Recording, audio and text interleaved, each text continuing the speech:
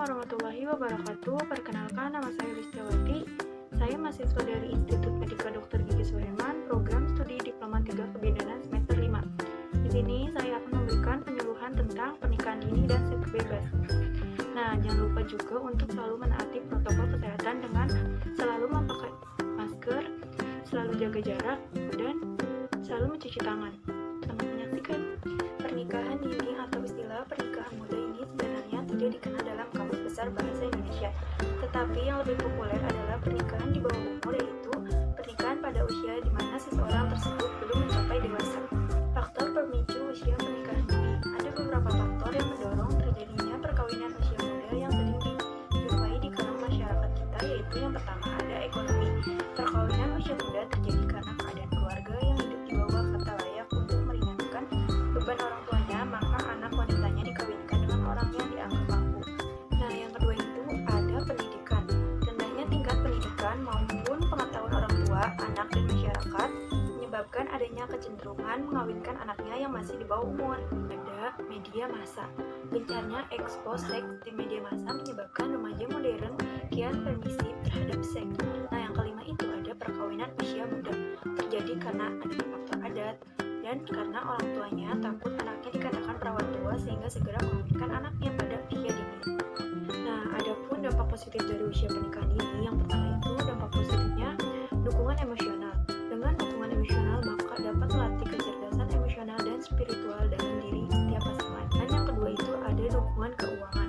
Dengan menikah di usia dini dapat meringankan beban ekonomi menjadi lebih menghemat. Yang ketiga itu ada kebebasan yang lebih. Dengan berada jauh dari orang rumah, maka menjadikan mereka bebas melakukan hal sesuai keinginannya untuk menjalani hidup mereka secara finansial dan emosional. Nah, yang keempat itu belajar memikul tanggung jawab di usia dini. Banyak pemuda yang waktu masa sebelum menikah tanggung jawabnya masih kecil dikarenakan ada orang tua mereka.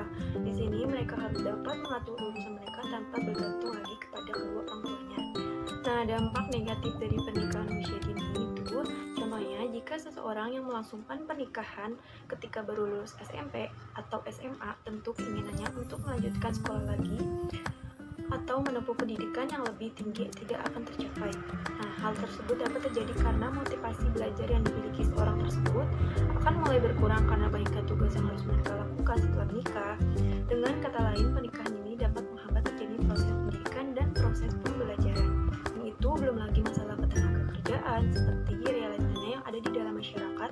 Seseorang yang mempunyai pendidikan rendah hanya dapat bekerja sebagai buruh saja. Dengan demikian, dia tidak dapat mengeksplor kemampuan yang dimilikinya.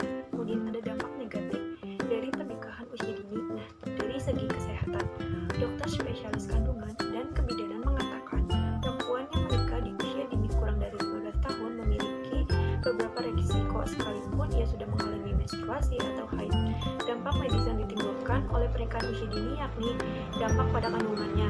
Penyakit kandungan yang banyak diderita wanita yang menikah usia dini antara lain infeksi pada kandungan dan kanker mulut rahim. Hal ini terjadi karena terjadinya masa peralihan dari sel anak-anak ke sel dewasa yang terlalu cepat. Padahal pada umumnya pertumbuhan sel yang tumbuh pada anak-anak baru akan berakhir pada usia 19 tahun. Kemudian penyuluhan yang kedua itu tentang seks bebas. Nah, jadi apa sih yang dimaksud dengan seks bebas? Jadi seks bebas merupakan hubungan yang dilakukan oleh laki-laki dan perempuan tanpa adanya ikatan perkawinan. Adapun faktor yang mendorong terjadi seks bebas yang pertama itu karena kehidupan iman yang rapuh. Nah, seseorang dalam melakukan seks bebas karena kurangnya keimanan dalam dirinya. Oleh sebab itu, sejak dini para remaja dan mahasiswa harus meningkatkan pengetahuan dan agamanya sendiri. Karena dari seorang pacar, dalam hal ini yang berperan bukan saja nafsu seksual melainkan juga sikap pemberontak terhadap orang tuanya. Remaja lebih mengutamakan suatu hubungan, penerimaan, rasa aman, harga diri selayaknya orang dewasa, dan pemikiran seperti ini sangat banyak dijumpai di kalangan masyarakat. Tahuan tentang seks bebas pada usia remaja, keingintahuannya begitu besar terhadap seks bebas. Apalagi ditambah lagi adanya informasi yang tidak terbatas masuknya, maka rasa penasaran tersebut semakin mendorong mereka untuk lebih jauh lagi melakukan berbagai percobaan tentang seks bebas. Terakhir itu ada pergaulan bebas. Pergaulan bebas yang melewati batas seperti dugem, minum minuman keras, bebas, dan sebagainya akan berujung pada seks bebas. Nah, akibat dari seks bebas itu yang pertama hilangnya kehormatan, presentasi cenderung menurun, hamil di luar nikah, aborsi dan bunuh diri, terjangkit penyakit HIV atau AIDS yang menyerang sistem imun. Nah, yang keenam itu gangguan kejiwaan. Apa yang kita bisa lakukan untuk mencegah seks bebas? Nah, yang pertama itu mempertebal keimanan dan ketaatan kepada Tuhan Yang Maha Esa. Yang kedua itu menanamkan nilai-nilai agama, moral, dan etika. Yang ketiga itu menghindari perilaku yang dapat merangsang seksual. Yang keempat itu pendidikan seks atau sex education. Nah, yang kelima itu penyuluhan tentang seks bebas. Nah, yang keenam itu menegakkan aturan hukum, dan yang terakhir pacaran secara sehat. Nah, cukup sekian video dari saya. Kurang lebihnya mohon maaf. Wassalamualaikum warahmatullahi wabarakatuh.